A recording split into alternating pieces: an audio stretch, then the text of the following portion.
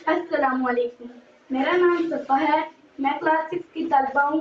میں نے اور میرے ساتھ دوستوں نے مل کر سن ڈے پروجیکٹ تیار کیا ہے، جس میں حج کی ادائیگی کے ارکان کو واضح کیا گیا ہے۔ جیسے کہ آپ دیکھ سکتے ہیں، یہاں پر مختلف طرح کے ماڈل تیار کیے گئے ہیں۔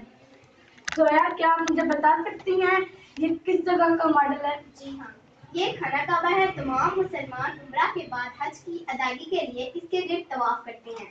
حج مکمل ہونے کے بعد طواف وداع بھی ادا کیا جاتا ہے۔ مقام ابراہیم، یہ مقام ابراہیم ہے۔ اس کے سیٹ میں کہیں بھی 2 رکعت واجب طواف پڑھے جاتے ہیں۔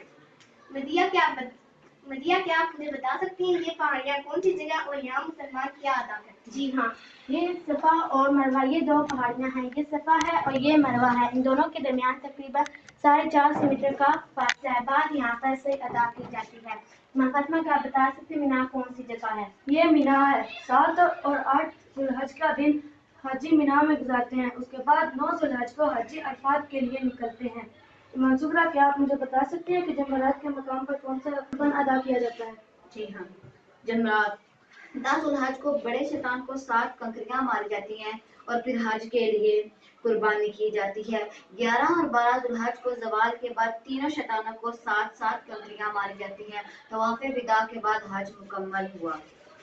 وسلام۔